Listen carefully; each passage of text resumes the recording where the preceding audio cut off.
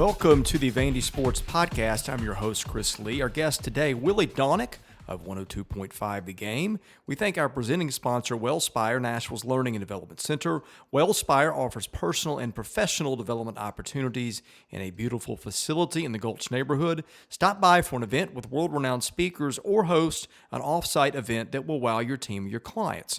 We also thank our co-presenting sponsor, the Well Coffee House, which turns coffee into water and has a mission to bring clean water to the world. Today's news presented by Sutherland and Belk, a Nashville-based injury law firm. Sutherland and Belk is committed to fighting for those who have been injured in car, motorcycle, and truck accidents. Check them out at sbinjurylaw.com to find out more information. Well, Vanderbilt has won another baseball game. It has swept South Alabama in the midweek series by a 2-0 score. The last game, a 4-0 shutout of the Jaguars on Wednesday at Hawkins Field. Our guest line is presented to you by our friends at Boll & Branch, started by Vanderbilt graduates Scott and Missy Tannen. Had no clue what I was missing until I got Boll & Branch sheets. They are fair trade certified, meaning they are made under safe conditions by men and women treated and paid fairly. Try them free for a month. You can return them, but you won't want to. Once you get the sheets, try the mattress. That was voted the best mattress of 2018. Go to bollandbranch.com. That's spelled B-O-L-L. Enter the promo code Vandy and get $50 off your first set of sheets. Willy Daunic joins us now. Willy, of course, played basketball and baseball at Vanderbilt. He is the play-by-play guy for the Predators on television. Willy, thanks for joining us today. Glad to be here again, Chris. We are going to hit baseball and basketball. Let's start with baseball. First of all, the pitching. This is always telling to me, okay? As a staff, Vanderbilt has struck out 58 guys and walked 15 in 44 and 2/3 innings. Strikeout to walk ratios for individual guys, I'm just going to pick some out. Ethan Smith, 10-0. Kumar Rocker, 9-3. Mason Hickman, 3-2. That will improve. Jack Leiter, 12-1. Michael Doolin, 7-1. Thomas Schultz, 7-0. Sam Leboke, 3-0.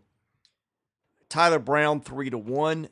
I mean, when you throw strikes and don't walk guys and get ahead of hitters, that is the recipe for great pitching. Sometimes you will get hit, as Tyler Brown found out, but especially for some kids who are freshmen, those are just phenomenal numbers. It's really impressive. There's no question. Coming back with what they had coming back from the championship team, you looked at the pitching staff and I said to myself, just with those guys, you have the makings of a really good staff. And then, like you mentioned, some of these guys that we're seeing for the first time have been as advertised. At least, so far. It's one outing for most of them, maybe two. But the command looks pretty good. I look at the walks as well. The strikeout to walk ratio, as you mentioned in there, is, the strikeouts just are eye-popping, but they're doing it with pretty good command. So, that looks like where they're going to have to build. We're going to build this team around. The next thing that's got to fall into place is the defense, and then I think the hitting eventually will come around over time, but that might take a little longer to sort out. That's just my thought. Yeah, I am totally with you on those things. And by the way, Chance Huff still hasn't pitched. So that's a dozen arms that they've thrown so far. A couple of them have struggled. Brown has struggled. Chris McElwain has struggled, or I guess it's McElvain. But in any case, plenty of arms there. The bats are the issue right now. Defense, as you said, is an issue. Dominic Keegan, Max Hers said yesterday being Wednesday, that they're hoping to get him back next week. I don't know if that's midweek or weekend, but whatever the case, that would change the landscape of the infield. I would presume Keegan would probably go to the bench, or not Keegan, Jones. You also had Justin Henry Malloy, who played first on Wednesday, and I don't think made an error in there, which is an improvement over what they did this weekend. Anyway, a lot of parts still to be shuffled there. It's funny. There's that balance. You want a good bat at first base, right? That's always something. That's always known as an offensive position. You don't want to have somebody who's a week out there, but you do appreciate somebody who can pick it over there. You can save yourself a lot of runs over the course of a season if you've got a guy who's a solid defender there. So that's the balance. And as you mentioned, they got a lot of options that they're weighing there. And as we've discussed a lot philosophically, Tim Corbin brings in a lot of guys that play in the middle of the diamond somewhere, from center field, shortstop, second base, the real athletic positions on the field. First base isn't as athletic. So you may not have a pure first base a lot of times on the roster that ends up being your first baseman. It's kind of like, a defensive lineman becoming an offensive lineman, right? So sometimes the higher up you go, that's the switch you make. I think there's a lot of philosophy to that. But sometimes you have a guy that's a little raw there. The other thing I think is some questions with the hitting. Now, this team seems to be better at making contact. It has struck out 33 times in 5 games. That's less than 7 times per 9 innings, so that's a good start after what we've seen some of the last few years. But the being able to hit with power is a question. I'm not ready to say that they can't, because I know that some of these kids can. We've seen it with Austin Martin. We've seen it a little bit with Duvall. But they are slugging .311 as a team with 1 home run through 5 games. Now, again, there is an explanation for that in some ways. That ballpark they played out in Arizona was gargantuan. I think it was 345 down the lines and 390 to the alleys. So there's that. There's also the fact that they played in cold and damp weather the last 2 days at home. So I don't think the ball was carrying. Well, in fact, I know it wasn't carrying at all. So that's part of it. But I think that's the other thing that we need to see is, does this lineup have some pop?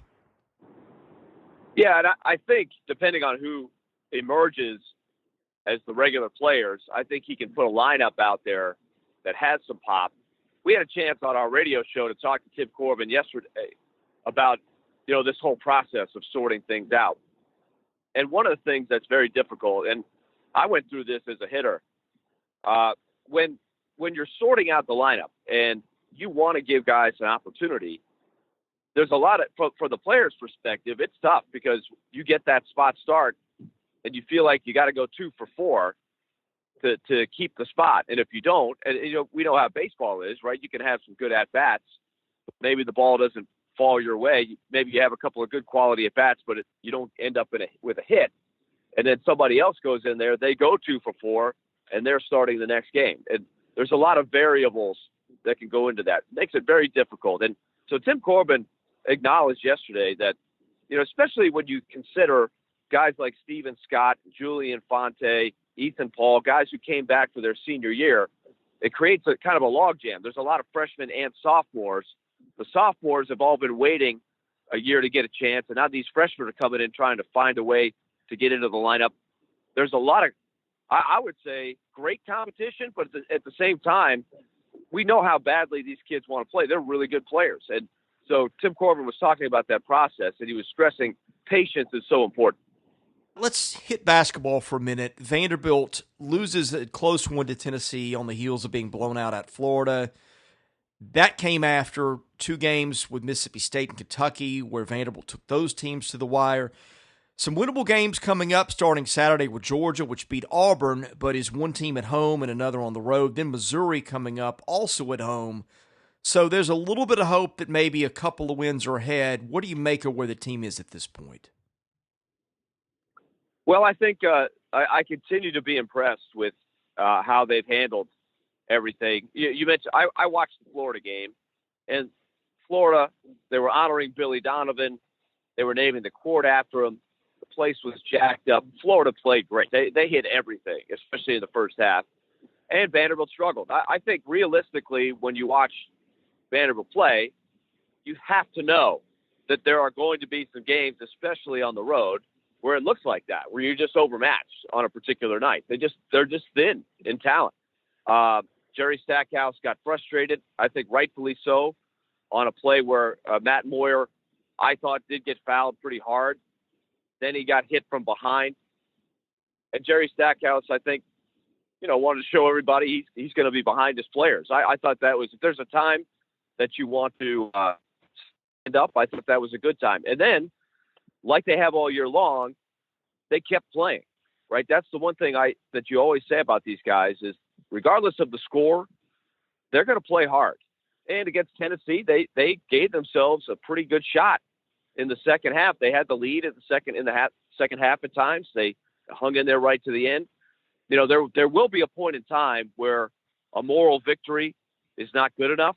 But right now, you look for those small positives. And as you mentioned, Chris, they're now at a point of the schedule where they've gone through a really tough stretch of playing some of the best teams in the league, some of them on the road. Now they've got some games I think they're more winnable. Now it's time to get another win or two here. I think this is a big opportunity against Georgia for that. I'm going to the mailbag, which is sponsored by Vanderbilt fan and independent insurance agent Josh Minton of Brentwood. Do you need an insurance agent who wants to know your unique needs and circumstances and will tailor an insurance plan to fit them? Josh is your guy. Call him 615-933-1979. Email him at josh@hqinsurance.com. Follow him at facebook.com/JD Minton HQ. He's my agent. Give him a shot, and I think you'll be pleased. This is a great question from Memorial Magic. How has basketball officiating changed since you played? I feel like in the 80s and 90s, blocks were a pretty rare occasion, largely because most of the time they would be called fouls. You always heard, well, he got all ball, but he got him with the body. Today, people seemingly get crushed. Maybe the defender got the basketball, but he got the body or the shoulder or whatever, and often there's no call. It's very subjective. Do they allow a lot more body contact these days because it feels like it? It's a great question. There are a couple things that are contributing to what you're seeing there, and I think the question is right on point. You have, I think, at the major college level, maybe not so much at the mid-major level, I think you have more excellent rim protectors.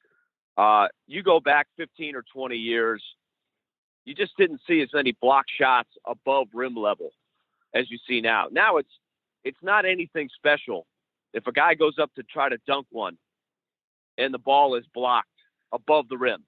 That used to be a real rare thing. A guy like Shaq or, a rare shot blocker could do it. Now it seems like a lot of those teams have players like that.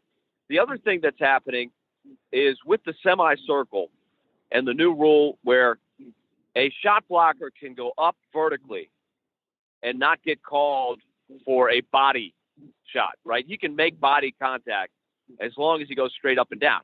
And I referenced the call that got Jerry Stackhouse thrown out of the game. The Florida player went straight up. He's allowed to do that. There was contact that was initiated by Moyer. But then the Florida player comes down with his arms and rakes him across the arm. That's where the foul should have been called. That's why Jerry Stackhouse got upset. But by rule, and think about Luke Cornett, how good he was at this. Leaping up, straight up vertically, keeping that verticality.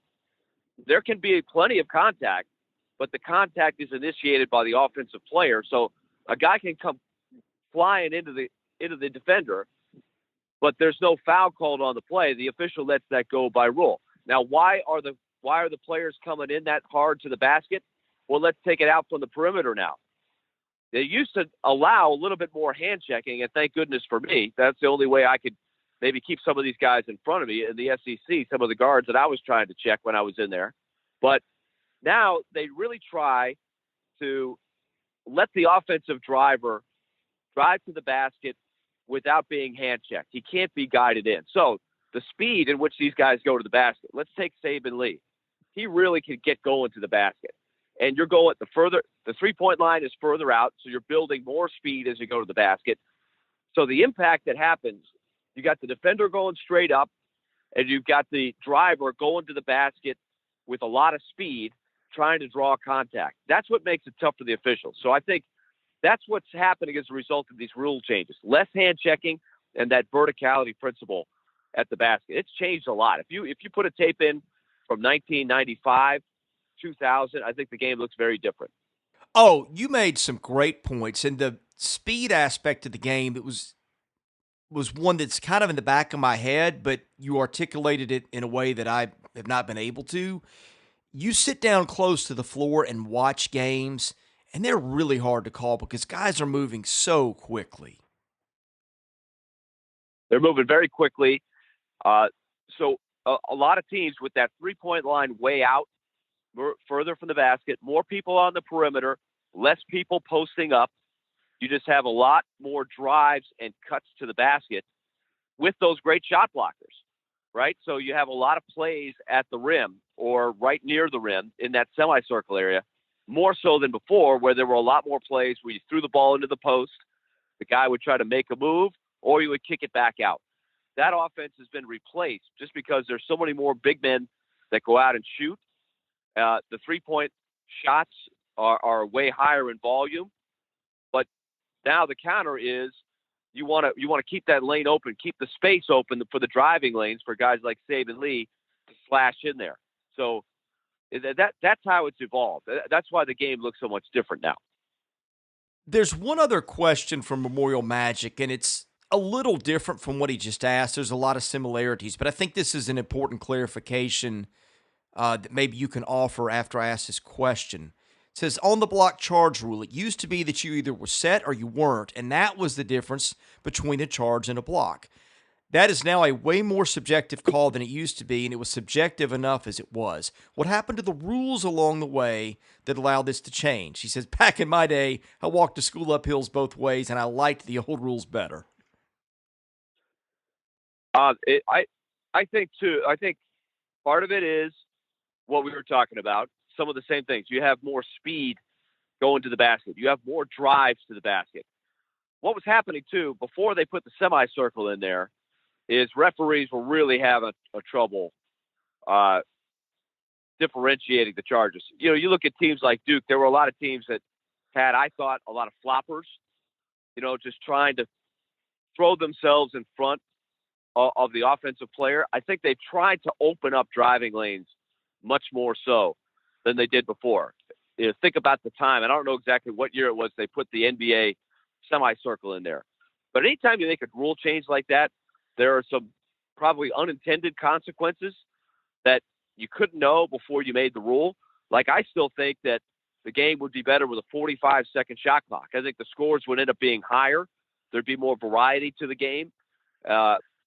But I don't think that's going to come down the pike anytime soon. With the 30-second shot clock, you're going to have a lot of those plays where the shot clock's running down and the quality of the possession is not good. You're going to have a guy putting his head down, trying to create a tough shot and tough calls for blocks and charges. I think it has gone different with the principle of verticality, with the defender jumping up and down, who doesn't have to be, he can still draw a charge by jumping, you know, if the guy jumps into him as much. And, you know, the drivers put less play on the post. I think it creates a lot more situations like that.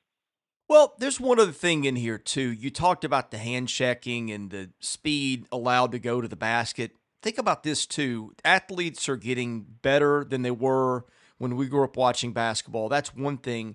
And I know a lot of times a lot of Vanderbilt's issues the last few years have been guarding off the dribble, but I heard somebody say one time, like, who can guard the dribble? Because, like, you watch Saban Lee and Pippen and those guys, and they can get into the lane against even the elite teams they play at times. So I think just the conditions of the game have just made it also hard to guard the dribble as well. I happen to like those changes, but it is what it is. Yes, I do think there's a lot to be said for that. The athletes have evolved. They've gotten better. They're going where the game is going, right? The trends, the coaches now look for, you know, what works in this new world of the three-point line being moved back. Yeah, I need shooters, but I don't necessarily have to have a guy who can post up if I've got good drivers, good cutters, good guys with good vision. So that is part of it too. I mentioned the number of quality shot blockers that you have now is higher. So what evolves? You have now the floaters, right? When I was playing, you weren't allowed to take a floater. You know, the little teardrop in the lane from 6 or 7 feet out. Now that's a very common shot that people practice. Teams practice that to try to combat the fact that there are so many really good shot blockers that when you take the ball all the way to the basket, you were just told before, take it up strong, draw the foul. Well, that's not quite as easy as it was before with the shot blockers out there. So now we don't see that mid-range game, the 15 to 17-footer, but you see that drive and the pull-up for the teardrop a lot more than you did before. Yeah, I enjoy that play too, by the way. Billy Ray Valentine with the last question. Do you expect any changes in the men's basketball staff that would improve recruiting? First of all, Billy Ray Valentine, if that's the guy from Trading Places, is that Eddie Murphy Absolutely. With the question. That's pretty good. I do get, yes. So that don't think you're slipping that reference by me without me saying something as an '80s movie fan, like I am. But it's a good question. I think that's Chris. You and I have talked about this. We know that Jerry Stackhouse, now that we've watched him, has got a pretty good framework. I mean, he's a good coach. Everybody, you heard what John Calipari said after the Kentucky game. He's impressed with some of the stuff he's doing. We've seen improvement from almost everybody to a man. Jordan Wright had a really nice game the other day, a career high. These guys are playing with confidence. They've got the green light, and they're improving. But it is going to come out. We had Jimmy Dice on our show, echoed the same thing. He said, you got to have some dudes, is what he said. So the question for everybody is going to be, can you find players? And that's the question for any college coach. But how he goes about it, I'm not enough of an expert to tell you who can do it, who can't. But that is what you hear from all the people that are watching from afar and following the trail, who he's getting to talk to. It's a question mark right now. Willie, I know you've got to get to the work that actually pays you, which this does not do. And before I let you go, tell people where to follow you on Twitter and about your shows and anything else that you would like to promote. All right, thanks, Chris. I'm about to join the guys on 102.5 The Game, 10 to 2 every weekday. And, of course, you can follow me at Willie D 102.5. So 102.5 The Game, and then Fox Sports Tennessee for the Predators. The next game is Friday night against the Chicago Blackhawks at the United in Chicago. Thank you, Willie. Thanks, Chris. He's Willy Daunic. I'm Chris Lee. Thank you for listening to the Vandy Sports Podcast.